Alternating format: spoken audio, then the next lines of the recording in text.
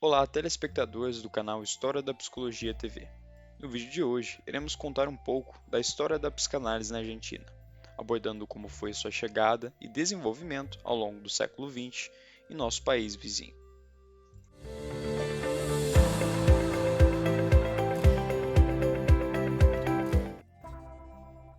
As primeiras menções a Freud na Argentina se deram no início do século XX, por meio de um âmbito médico, com uma psiquiatria e uma criminologia marcadas por um positivismo francófono, um naturalismo e um evolucionismo.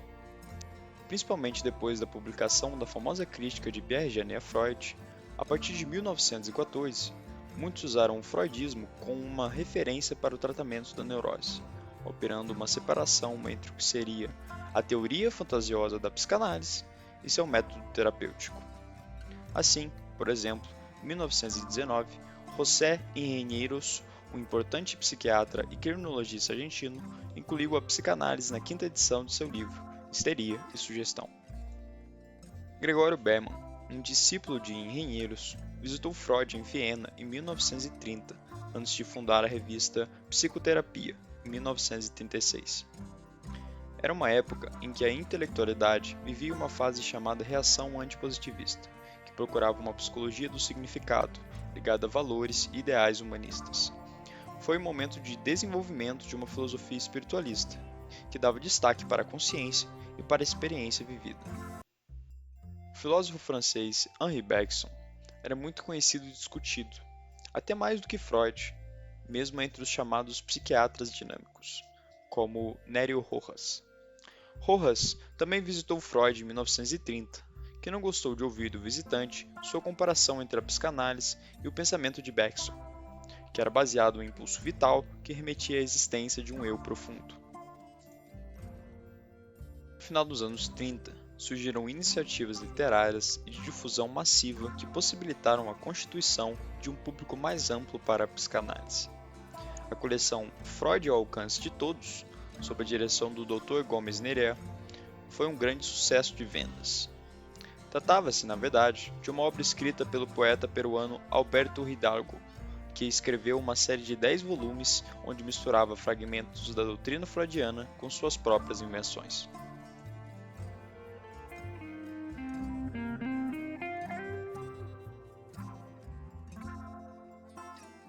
A fundação da Associação Psicanalítica Argentina, em 1942, implicou na criação de um verdadeiro espaço institucional de formação teórica, treinamento clínico e difusão da psicanálise. A instituição foi fundada pelos médicos formados como analistas de datas Ángel Gardner, espanhol formado em Berlim, Celis Cárcamo, formado em Paris, e Marie Lanher, austríaca formada em Viena. Eles se juntaram a um grupo que já atuava na Argentina, liderado pelo psiquiatra Henrique Pichon Rivière, pelo médico pediatra Arnaldo Raskolski, além do otorrinolaringologista Guilherme Ferrari Radui. A associação foi reconhecida pela International Psychoanalytic Association, primeiro provisoriamente, em 1943, depois sendo incorporada oficialmente em 1949. A partir de 1943, a Associação Psicanalítica Argentina passou a publicar a primeira revista oficial de psicanálise em língua espanhola, a Revista de Psicoanálisis, que circulou não apenas entre médicos argentinos, mas também nos países vizinhos. O sucesso da revista transformou a APA em uma referência regional, atraindo interessados de quase toda a Iberoamérica.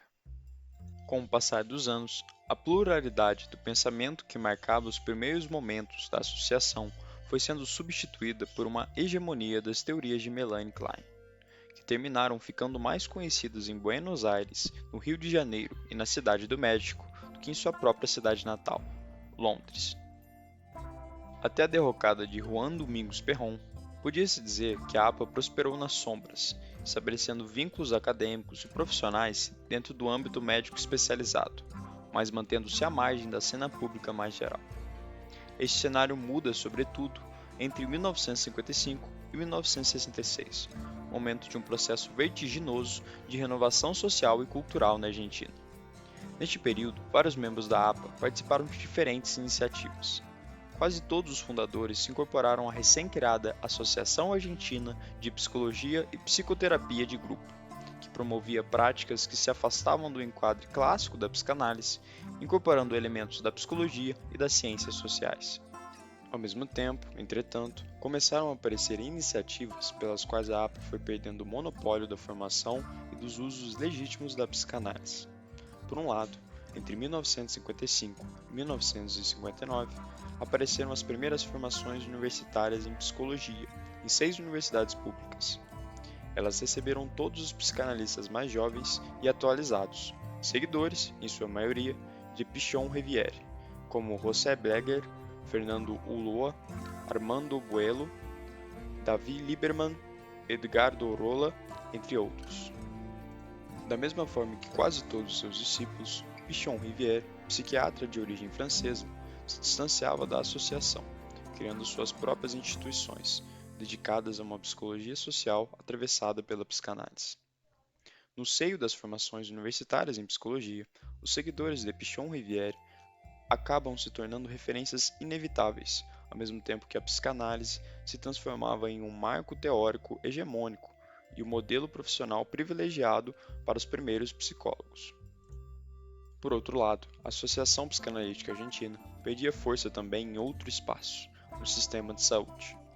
Durante a Segunda Guerra Mundial, a Argentina recepcionou discursos acerca da saúde mental que fizeram com que uma psicanálise não ortodoxa, com um enfoque interdisciplinar, adentrasse em muitas instituições do país. Neste movimento, a instituição mais emblemática, sem dúvida, foi o Serviço de Psicopatologia do Hospital Lanús, dirigida por Maurício Goldenberg. Goldenberg foi um psiquiatra dinâmico que buscou se rodear de psicanalistas e jovens psicólogos que trabalhavam lado a lado com psiquiatras, enfermeiros e trabalhadores da área social. Por conta de sua localização, sua importância, suas práticas de intervenção e seu programa de formação, esta instituição terminou sendo um símbolo da expansão da psicanálise por fora dos consultórios e mais além da APA, no marco de uma abordagem sociocomunitária da saúde pública ligada aos setores progressistas da sociedade. A psicanálise e a psicologia na Argentina se desenvolveram junto de um projeto político desenvolvimentista e reformista observado no período entre 1955 e 1966, momento em que o país vivenciou uma década de bem-estar econômico, inovação institucional e estabilidade política.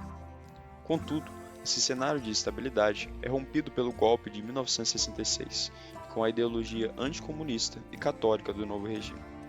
Nas universidades, o regime interrompeu a vida intelectual indevido em seu funcionamento, expulsando docentes e decanos.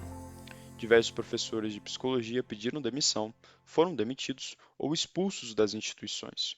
Muitos deles psicanalistas como José Bleger, Leon Ostroff, Davi Lieberman e Fernando Ulloa. Este cenário daria origem a uma radicalização política dentro e fora das instituições psicanalíticas.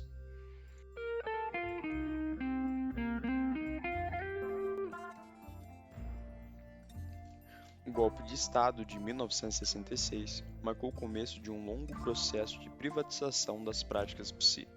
Nesse cenário, os psicanalistas se retraíram cada vez mais de seus consultórios privados, que serviam como refúgio em épocas cada vez mais conturbadas.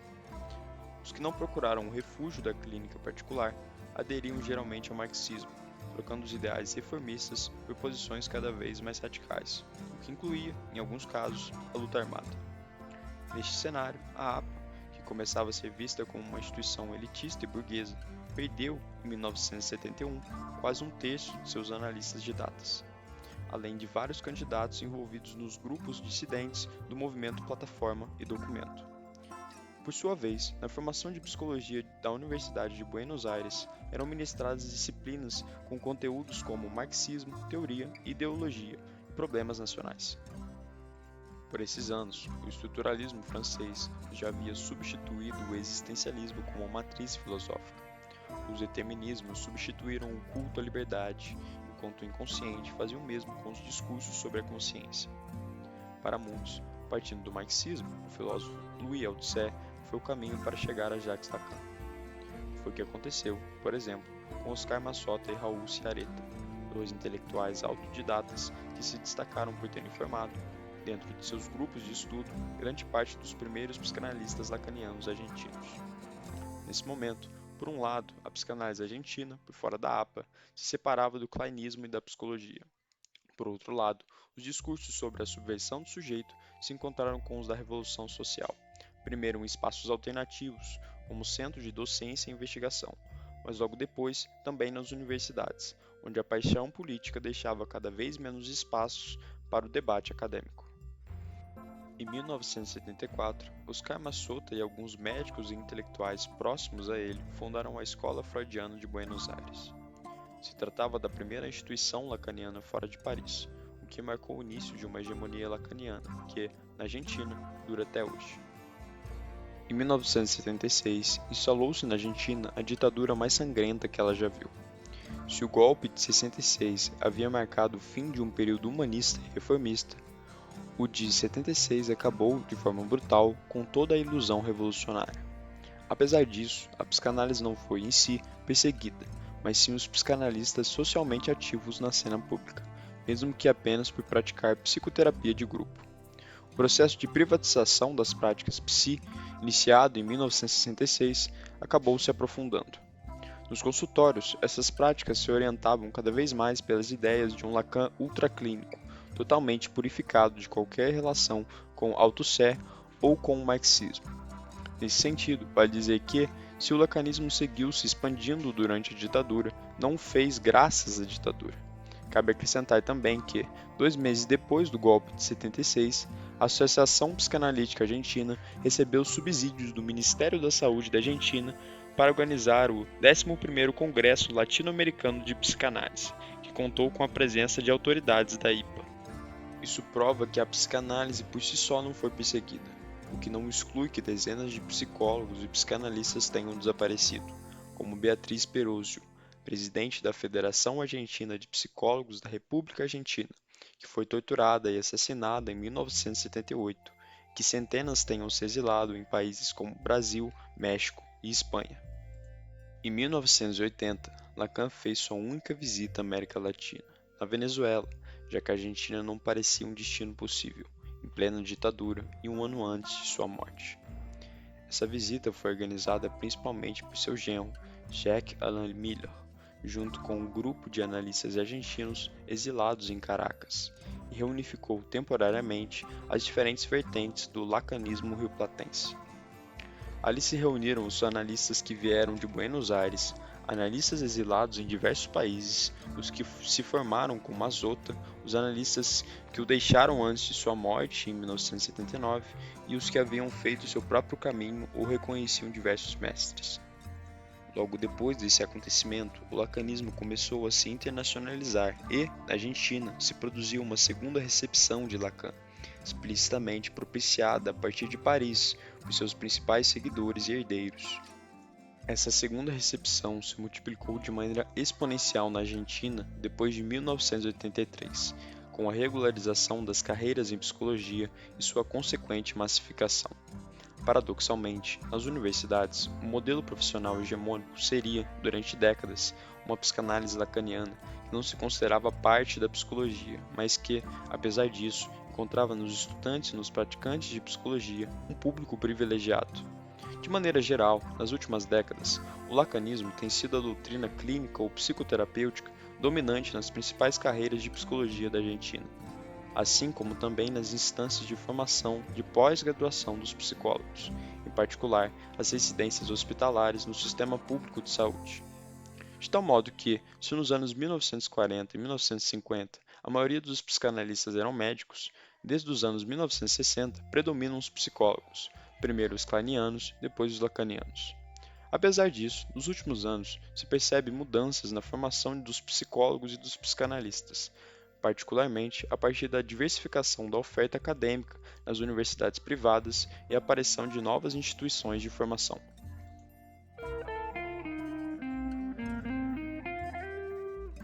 Se você gostou do vídeo, deixe seu like. Caso ainda não esteja inscrito no nosso canal, se inscreva e ative o sininho para receber notificações sobre novos vídeos acerca da história da psicologia. Até breve!